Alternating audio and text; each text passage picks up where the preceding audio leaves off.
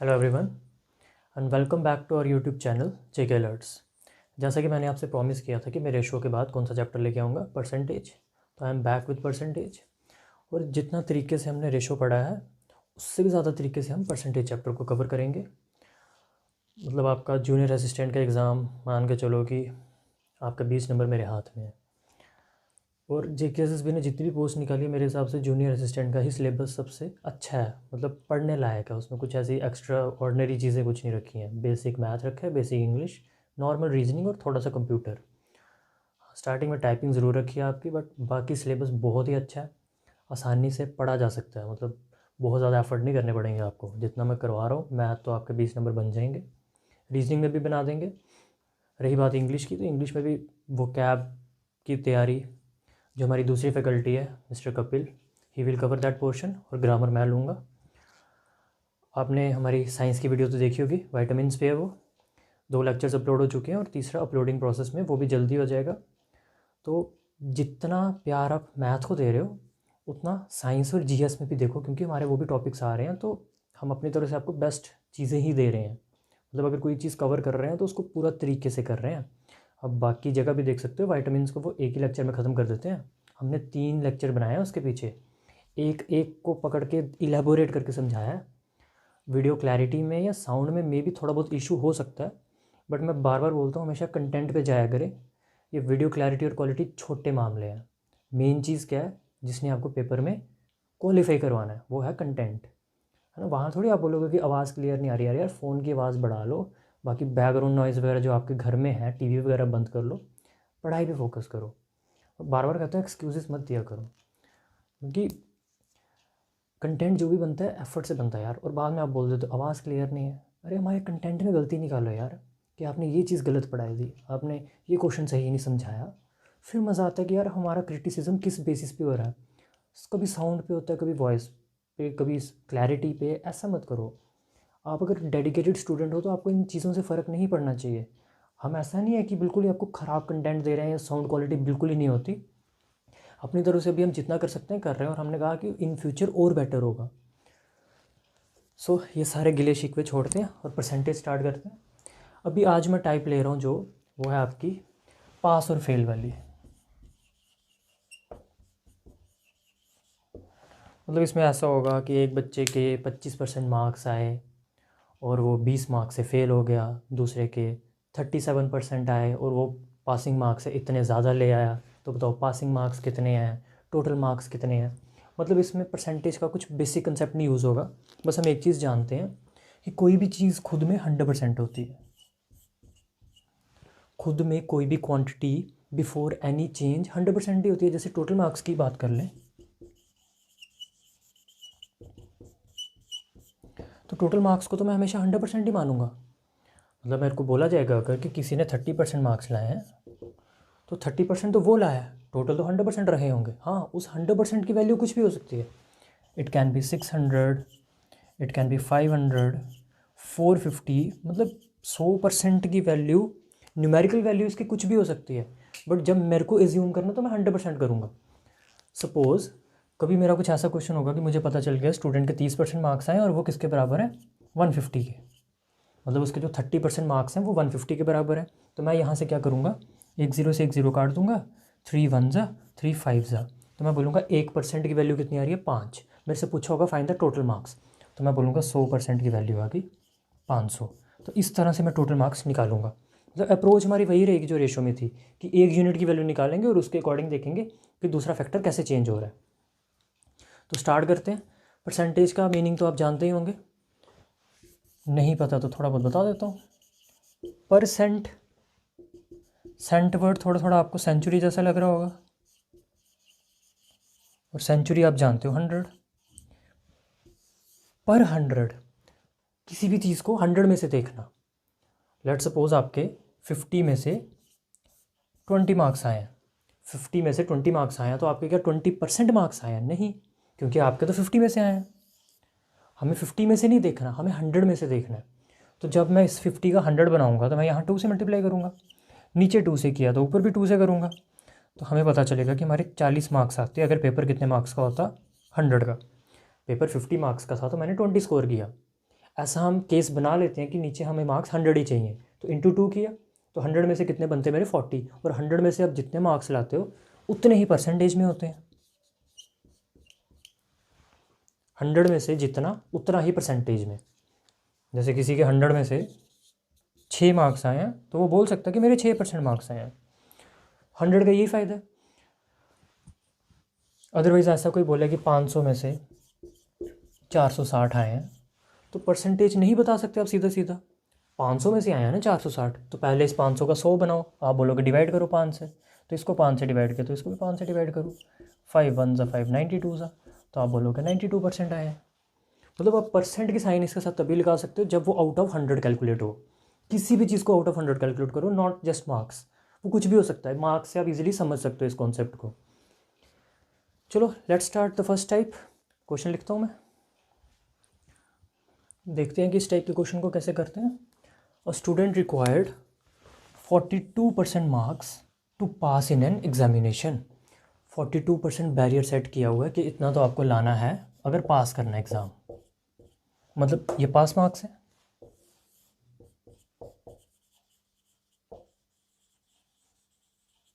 इतनी तो आपकी मिनिमम रिक्वायरमेंट है कि इतने तो लाओगे तभी पास कंसीडर किए जाओगे। तो 42% चाहिए स्टूडेंट को, बट स्टूडेंट के आए कितने, 28%। The student has scored 28% marks. चाहिए तो 42% थे, but he has just scored 28% marks. तो आप बोलोगे इसके कितने परसेंट मार्क्स कम रह गए, इसके 14% मार्क्स कम रह गए। मतलब इसको अगर 14% मार्क्स और मिल जाते तो ये पास हो जाता। तो मतलब इतने से रह गया ये 14 कहाँ से लिखा समझते हो ना, 42 चाहिए थे, आए तो 28 है ना, मीन्स 14 और मिलते तो पास हो जाता। यहाँ तक पहुँचने के लिए यही तो कमी रह गई। लेकिन क्वेश्चन में बोला कि वो 28 मार्क्स से फेल हुआ, यही लिखा कि he scored 28% marks and failed by 28 marks. में क्वेश्चन में ये दिया कि उसके 28% मार्क्स आए हैं और वो 28 मार्क्स से फेल हो गया।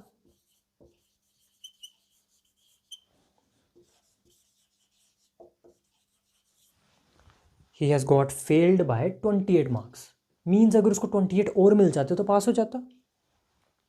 या तो उसको 28 मार्क्स और मिल जाते, या उसके 14% मार्क्स बढ़ा दो। अगर 14% मार्क्स बढ़ा दिए जाएँ तब भी पास हो जाता है, तब भी तो वो 42% वाला बैरियर अचीव कर लेगा। तो ये दोनों चीज़ें सेम नहीं होंगी। देखो दो पॉसिबिलिटी है पास करवाने की बच्चे को, या तो बच्चे को 14% मार्क्स दिलवा दो सीधे सीधे, या हम क्या कर सकते हैं कि उसको 28 मार्क्स और दिलवा देते हैं, तब भी पास हो जाएगा। बिकॉज जितने से फेल हुआ है उतने तो चाहिए पास होने के लिए।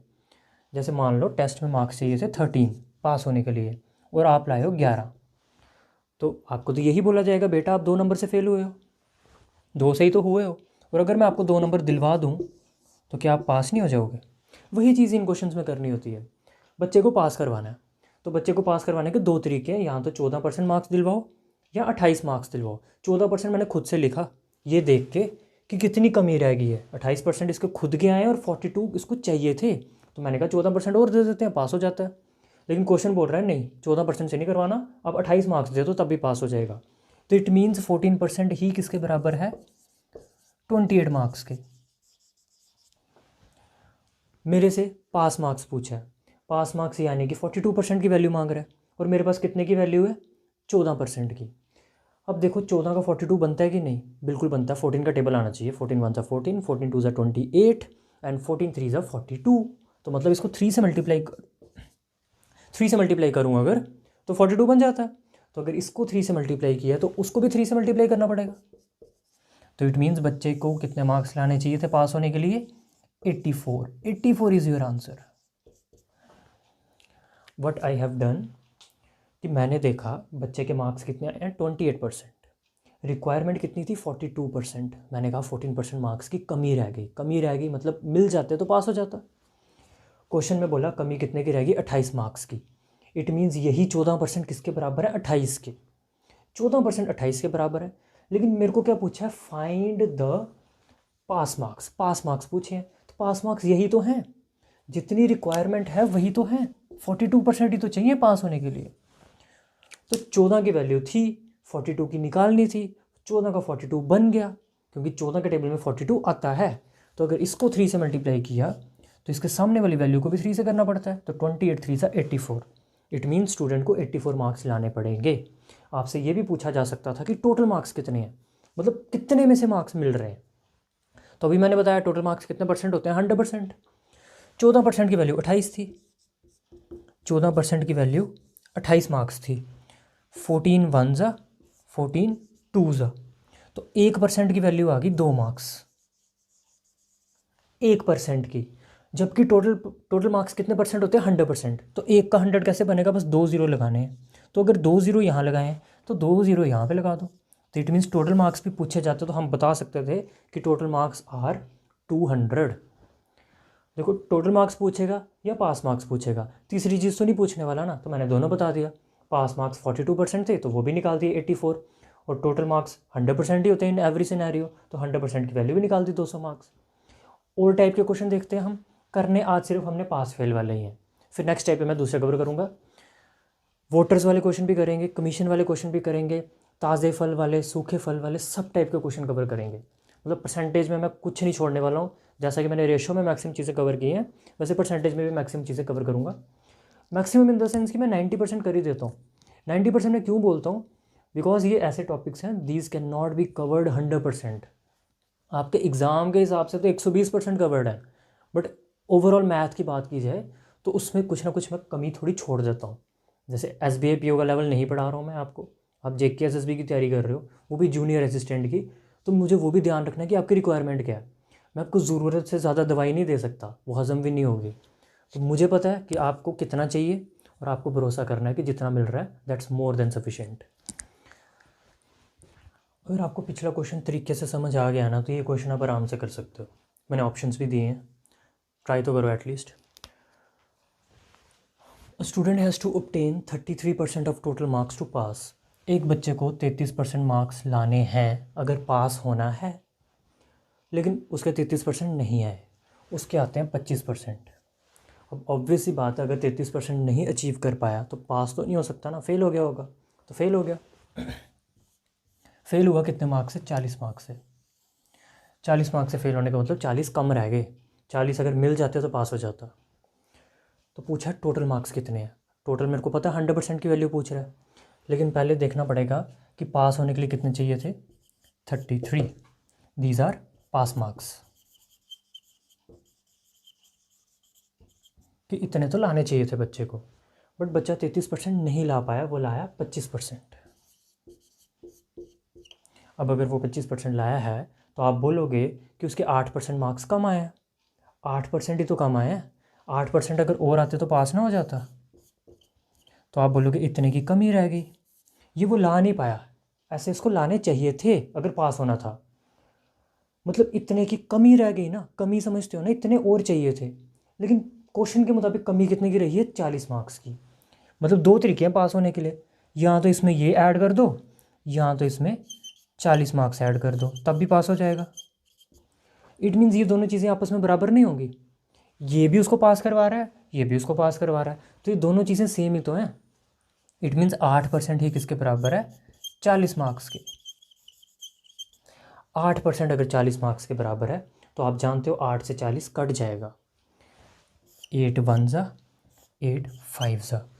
1% की वैल्यू कितनी आएगी, 5 मार्क्स। 1% की मेरे से पूछा टोटल मार्क्स, और टोटल मार्क्स कितने परसेंट होते हैं, 100%। बस 2 ज़ीरो लगाने हैं, तो यहाँ पे 2 ज़ीरो लगा दो। तो total marks in the examination कितने हैं, 50%, सॉरी 500। टोटल मार्क्स हैं आपके 500, और 500 आपका बी ऑप्शन था। टोटल मार्क्स तो हमेशा 100% ही होते हैं, और 1% की वैल्यू 5 थी, तो 100% की वैल्यू 500। आप ये भी निकाल सकते हो कि पास होने के लिए कितने मार्क्स चाहिए, 33% है ना, और 1% की वैल्यू है 5। 1% की वैल्यू 5 ही तो आई थी, 1 की वैल्यू 5 ही आई थी, आपको चाहिए 33 की।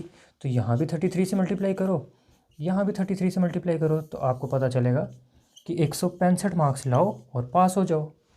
आपसे ये भी पूछा जा सकता है कि बच्चे के कितने आए, तो बच्चे के सीधे सीधे निकल रहे हैं कि 165 तो चाहिए थे पास होने के लिए, बट बच्चे के इससे 40 मार्क्स कम आए हैं, 40 की तो कमी रही थी, 40 कम कर लो, बच्चा 125 लाया।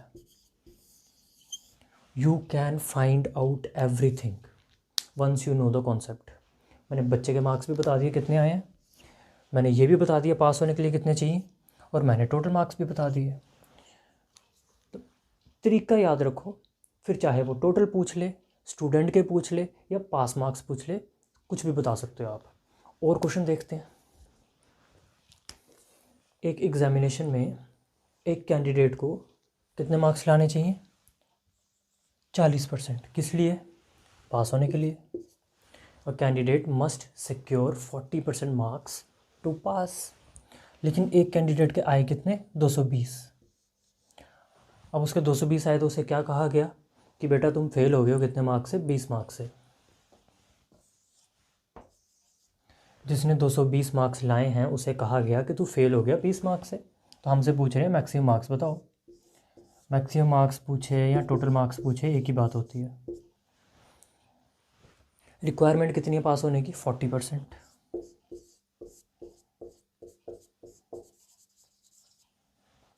40% लाने चाहिए आपको अगर आपको पास होना है। स्टूडेंट के कितने आ रहे हैं? 220। स्टूडेंट के आए 220 and he was told that he has failed by 20 marks. It means उसको 20 और मिलते तो वो पास हो जाता। अगर इसको 20 मार्क्स और मिलते तो ये 240 लाता और क्या कहलाता? पास कहलाता। यही 20 की तो कमी रह गई। ये 20 इसको मिल जाते तो ये 240 ला के पास नहीं हो जाता। 40% पे भी बंदा पास हो जाता है और 240 ला के भी पास हो जाता है। तो इट मीन्स ये दोनों चीज़ें सेम नहीं हुई। बस ये ऐसे क्वेश्चन पकड़ना है आपको कि इक्वेट किसको करना है। देखो हमने क्या किया, 220 मार्क्स तो वो लाया था और 20 से फेल हो गया था। मैंने कहा 20 ले ले, 20 ले लिए तो 240 पे पास हो जाता है। और 40% ला के भी तो बंदा पास हो जाता है। इट मीन्स यही 40% किसके बराबर है? 240 के। 40% 240 के बराबर है। मेरे से मैक्सिमम मार्क्स पूछे हैं, यानी कि 100% की वैल्यू। तो सबसे पहले तो 10 से 10 काट देंगे और 4 से 24 भी काट देंगे। 4 1 जा 4 6 जा। 1% की वैल्यू 6 मार्क्स, 1% की। तो 100% की कितनी हो जाएगी? 600। 600 is your answer. Is there anything difficult? बड़ा क्वेश्चन और इतना सा सोल्यूशन, और कोई कैलकुलेशन नहीं, कुछ नहीं। हल्की सी मैंने टाइप चेंज की है। मतलब पहले वाले क्वेश्चन में सिर्फ एक ही कैंडिडेट होता था, यहाँ मैंने 2 ले लिए। अप्रोच में ज़्यादा फ़र्क नहीं होने वाला। A student got 20% marks and failed by 30 marks. एक स्टूडेंट के 20% मार्क्स आते हैं और वो फेल माना जाता है कितने से? 30 से। दूसरा स्टूडेंट है, उसके 32% आते हैं और उसे कहा जाता है कि तू 42 मार्क्स ज़्यादा लाया है and scored 42 marks more than the pass marks. मतलब उससे कहा जाता है कि तेरे 42 मार्क्स ज़्यादा आए हैं। 42 मार्क्स किससे ज़्यादा आए हैं? जितना हमने बैरियर रखा था पास होने के लिए। सपोज़ ऐसा है कि आपसे कहा जाए कि आपको 100 मार्क्स लाने हैं पास होने के लिए, तो जो सेकंड वाला कैंडिडेट है वो 142 लेके आया है, तो 42 ज़्यादा लाया है कि नहीं? बस यही चीज़ का इस्तेमाल करके हम क्वेश्चन बना लेंगे। ऐसे क्वेश्चन में आपको क्या करना चाहिए कि आपको दोनों को पास करवा देना होता है। पहले वाले को भी पास करवा देना होता है, दूसरे वाले को भी पास करवा देना होता है। तो अगर मैं पहले कैंडिडेट की बात करूं तो उसके 20% आए हैं और वो 30 मार्क्स से फेल हुआ है। अब वो तो फेल हो गया, लेकिन मैं कह रहा हूँ पास करवाओ। अब खुद बताओ, जो बच्चा फेल हुआ है उसे मार्क्स की रिक्वायरमेंट है कि नहीं? डेफिनेटली है। ऑलरेडी बेचारे के कम आए हैं, तो उसको जितने मार्क्स की रिक्वायरमेंट है दे दो। वो 30 से फेल हुआ है ना, उसको 30 मार्क्स दे दो। क्या अब ये पास हो जाएगा? डेफिनेटली। 20% तो लाया ही था वो बेचारा, और उससे बोला था तू 30 मार्क्स से फेल हो गया, तो हमने कहा 30 दे दो उसको, पास हो गया। हमने दिए, प्लस का मीन्स हमने दे दिए इसको मार्क्स, तो ये पास हो गया ना। इट मीन्स ये पूरे के पूरे पास मार्क्स होंगे। मैं कह रहा हूँ दूसरे कैंडिडेट को भी पास करवा देते हैं। दूसरा कितने लाया? 32%। लेकिन वो तो ज़्यादा लाया था। 32% नहीं लाने थे उसको कम लाने थे। वो 32% ले आया और उसको बोला तू 42 मार्क्स ज़्यादा लाया है, तो उससे 42 छीन लो। जो ज़्यादा ले आया ना तो उससे वापस ले लो। अगर उससे 42 मार्क्स ले भी लिए जाएंगे ना तो वो फेल नहीं होगा, वो मार्जिन पे पास हो जाएगा। मैंने अभी एग्जांपल दी कि पास होने के लिए तो 100 चाहिए थे और वो 142 लेके आया है, तो अगर आप 42 ले भी लोगे तो स्टिल उसके पास 100 है, वो फिर भी पास है। तो इससे 42 मार्क्स ले लेने चाहिए हमें। माइनस का मतलब हमने इससे मार्क्स ले लिए, ये भी पास हो गया, ये भी पास हो गया। क्या इस टाइम पे इन दोनों के मार्क्स बराबर नहीं होंगे? क्योंकि इसने भी कितने मार्क्स लाए, पासिंग मार्क्स, इसने भी कितने मार्क्स लाए, पासिंग मार्क्स, तो दोनों के मार्क्स बराबर होंगे। जब दोनों के मार्क्स बराबर होंगे तो बीच में मैंने इज इक्वल टू की साइन डाली हुई है ऑलरेडी। अब देखो दोनों तरफ से क्या चीज़ कैंसिल हो रही है, तो 20% यहाँ से काट दो और 20% यहाँ से काट दो, तो यहाँ कितना परसेंट बचेगा, 12%। 20 यहाँ से गया, 20 यहाँ से गया, 12%। इज इक्वल टू के दोनों साइड वो चीज़ें करती हैं जिनकी साइन सेम होती है। तो ये भी प्लस का था, ये भी प्लस का था, कैंसिल हो गया। 30 और 42 नहीं काट सकता मैं, 30 प्लस का है, 42 माइनस का है। प्लस और माइनस की चीज़ें कब करती हैं, जब इज इक्वल टू के सेम साइड पे हो। इज इक्वल टू के अपोजिट साइड्स पे प्लस और माइनस की टर्म्स नहीं कैंसिल होती। तो मेरे को क्या करना पड़ेगा नेक्स्ट स्टेप में, -42 यहाँ भेजना पड़ेगा। तो ये बन जाएगा आपका 30 + 42 is equal to 12%, and 30 + 42 is 72। It means 12% की ही वैल्यू 72 है। 12 के टेबल में 72 आता है। 12 1 ज़ा 12 6 ज़ा, इट मीन्स 1% की वैल्यू आ गई 6। अगर मेरे से टोटल मार्क्स पूछा होता तो मैं बोलता 600, क्योंकि मैं 2 0 यहाँ लगाता, 2 0 यहाँ लगाता, टोटल मार्क्स हो जाते 600। टोटल मार्क्स नहीं पूछे, क्यों निकालूँ, मेरे से पूछा पास मार्क्स। पास मार्क्स निकालने के दो तरीके हैं, या तो इस कैंडिडेट के तरीके से निकाल लो या इस कैंडिडेट के तरीके से निकाल लो। मैं फर्स्ट वाले के तरीके से निकाल रहा हूँ, क्योंकि वो कितने परसेंट लाया, 20। तो पहले 1% की वैल्यू 6 है, तो मैं 20% की वैल्यू निकालने की कोशिश करता हूँ। तो 1 का 20 कैसे बनेगा, इंटू 20, तो यहाँ भी इंटू 20। इट मीन्स 20% की वैल्यू आ जाएगी आपकी, 6 × 20 कितना होता है, 120। तो क्या मैं यहाँ 20% की जगह 120 नहीं लिख सकता? बिल्कुल लिख सकता हूँ, 20% ही तो 120 के बराबर है। तो 20% को मैं मिटा देता हूँ, 20% की जगह लिख सकता हूँ मैं 120। इट मीन्स स्टूडेंट के अपने मार्क्स कितने आए थे, 120 अपने। इतने में वो पास तो नहीं हुआ था, अगर उसको 30 और दूंगा तो वो पास होगा। तो पास मार्क्स कितने आ जाएंगे, 150। 150 इज़ योर आंसर। 150 है ऑप्शन में, बिल्कुल है, कुछ मुश्किल नहीं है। दोबारा समझा देता हूँ ये क्वेश्चन, कि ये बच्चा लाया था 20% मार्क्स और फेल हो गया था 30 मार्क्स से। तो फेल हो गया था तो मैंने कहा 30 मार्क्स दे दो इसको, पास हो जाएगा, भला करो इसका। दूसरा वाला 32% लाया था, तो 32% लाया तो था, लेकिन उसको बोला तू ज़्यादा मार्क्स लेके आया, लिखा हुआ क्वेश्चन में कि वो ज़्यादा मार्क्स लाया था, किससे, पास मार्क्स से। तो ज़्यादा ले आया था तो ले लो, हमने उससे वापस ले लिया जितने ज़्यादा लाया था। फिर मैंने दोनों तरफ से जो फैक्टर कैंसिल हो रहा था काट दिया।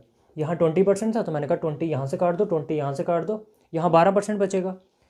तो माइनस का 42 यहाँ भेजा तो प्लस का 42 हो जाएगा, 30 और 42 हो गया 72। 12% की वैल्यू आ गई 72, तो 1% की वैल्यू आ गई 6। जब 1% की वैल्यू 6 आ गई तो हमसे पूछा था पास मार्क्स। पास मार्क्स निकालने के लिए मैंने यहाँ 20% की वैल्यू निकाली। मैं चाहता मैं 32 की भी निकाल देता, तब भी आंसर सेम आता। 32% की वैल्यू कितनी आ जाती, 32% की वैल्यू आ जाती है आपकी, 1 की 6 है तो 32 की हो जाती है, 32 × 6, 32 × 6 इज़ 192। मतलब आप 32% की जगह सब्सटीट्यूट कर सकते थे 192। बट जो बच्चा 192 लाया है वो पास से कितने मार्क्स, 42 ज़्यादा लाया ना, तो 42 से वापस भी लेने पड़ेंगे, तो तब भी तो पास मार्क्स 150 ही होंगे। तो पास मार्क्स दोनों ही तरीके से 150 आएंगे, जैसे मर्जी निकाल लो। इस तरीके से निकालोगे तो 20% की वैल्यू 120 आएगी, तो यहाँ 120 सब्सटीट्यूट करोगे, लेकिन ये 120 पे फेल था, इसको 30 और दोगे तो 150 पे पास हो जाएगा। तो 150 ही पास मार्क्स हैं इस क्वेश्चन के। एक और क्वेश्चन लेता हूँ इस टाइप का, ताकि आपको और क्लैरिटी हो। बिल्कुल सेम क्वेश्चन जैसा मैंने लास्ट करवाया, बस इसमें कैंडिडेट्स के नाम दिए हैं। पीटर के 30% आए हैं और फेल हो गया 10 मार्क्स से, और पॉल के 40% आए हैं और उसे बोला गया कि तू 15 मार्क्स ज़्यादा लाया है पासिंग मार्क्स से। Same, what were the passing marks, passing marks ही पूछे हैं, तो दोनों को पास करवाना है। पहले वाले क्या आए हैं, 30%, फेल हुआ तो इसको मार्क्स चाहिए तो दे दो, कितने चाहिए, 10 चाहिए, पास हो जाएगा। दूसरे वाले क्या आए हैं, 40%, और ये ज़्यादा ले आया तो इससे ले लो, कितने ज़्यादा लाया, 15 ज़्यादा लाया, ले लो इससे। मैंने अभी बोला इज इक्वल टू के दोनों साइड सेम साइन वाली चीज़ें कैंसिल हो जाती हैं। तो 30% यहाँ से गए, 30% यहाँ से गए, 10% रह जाएंगे, और -15 जब यहाँ आएगा तो प्लस का 15 आएगा, प्लस का 15 और प्लस का 10, 25। 10% की वैल्यू 25, 10% की वैल्यू आ गई 25। मेरे से क्या पूछा, पास मार्क्स। तो पास मार्क्स मैं 30% की वैल्यू पता कर लेता हूँ। 10 की पता है, 30 की कैसे निकलेगी, इंटू 3, तो इधर भी इंटू 3, तो 30% की वैल्यू आ जाएगी 75। इट मीन्स ये कैंडिडेट 30% मार्क्स जो लाया था उसके थे कितने एक्चुअल में, 75। तो 30% को रिप्लेस कर दो 75 से। क्या 75 लाकर ये पास हुआ था, नहीं, ये 10 मार्क्स से फेल हो गया था। तो पास मार्क्स कितने होंगे, 85। ऑप्शन में 75 भी दिया रखा होता है, तो ध्यान रखना है आपको, 75 नहीं लगाना है। 75 तो उसके खुद के मार्क्स थे, पास होने के लिए तो 10 और चाहिए। तो पास तभी होगा जब 85 अचीव करेगा। 85 is your answer. Once you know the concept, these questions become really easy. So last question करते हैं, देन नेक्स्ट वीडियो में देखते हैं फिर। Now this question is a bit different, मतलब लैंग्वेज थोड़ी सी इसकी हट के पिछले क्वेश्चन से, बट तरीका सेम रखेंगे। In an examination it is required to get 40% of the aggregate marks to pass. 40% लाने हैं आपको अगर पास होना है। लेकिन एक बच्चे के कितने आ रहे हैं, 261 मार्क्स लाए हैं उसने, और उसे बोला गया है यू आर फेल्ड। कितने परसेंट से फेल बोला गया उसको, 4% से, मतलब उसके 4% कम आए। अब मुझे परसेंटेज में नहीं पता कितने चाहिए थे, मुझे पता कि उसके आए कितने हैं, 261 आए हैं, और उसको 4% से फेल डिक्लेयर कर दिया गया। What are the maximum aggregate marks student can get. एक स्टूडेंट मैक्सिमम से मैक्सिमम कितने मार्क्स ला सकता है टेस्ट में, 100%। अगर सारा ठीक करेगा तो 100% लाएगा। इट मीन्स वो आपसे टोटल मार्क्स ही पूछ रहा है। पूछने का तरीका बदल दिया उसने कि what are the maximum aggregate marks student can get. तो ऐसा मत सोचना कुछ और निकालना, टोटल मार्क्स ही निकालना है। देखते हैं दिया क्या क्या इस क्वेश्चन में। फर्स्ट चीज़ दिया कि 40% लाओ और पास हो जाओ। 40% चाहिए पास होने के लिए, ये रिक्वायरमेंट है। स्टूडेंट के कितने आ रहे हैं, 261। ये परसेंटेज में नहीं हो सकते, क्योंकि परसेंटेज में कोई भी चीज़ 100 से ऊपर नहीं होती नॉर्मली। तो स्टूडेंट के 261 मार्क्स आए हैं, और उसे कहा गया कि तू फेल हो गया। फेल हो गया इट मीन्स उसको और मार्क्स की रिक्वायरमेंट है, और की रिक्वायरमेंट है, उसको देने पड़ेंगे। और कितने देने पड़ेंगे, और 4% देने पड़ेंगे। 261 उसने खुद लाए हैं, 4% अगर और दे देता हूँ तो पास हो जाता है वो। अब थोड़ा सा दिमाग लगाना यहाँ पे, पास होने के लिए कितने परसेंट चाहिए होते हैं, 40%। अगर 4% ये हैं तो क्या ये 36% नहीं होंगे, ऑब्वियसली। अगर ये 36% हों और ये 4% हों तो ये कुल मिला के तभी तो बच्चा पास होगा। इसका मतलब ये 36% मार्क्स तो खुद के लाया था, 36% ये लाया था, 4% की कमी रहेगी जिससे वो फेल हो गया, तभी तो जाके उसके 40% बन सकते हैं।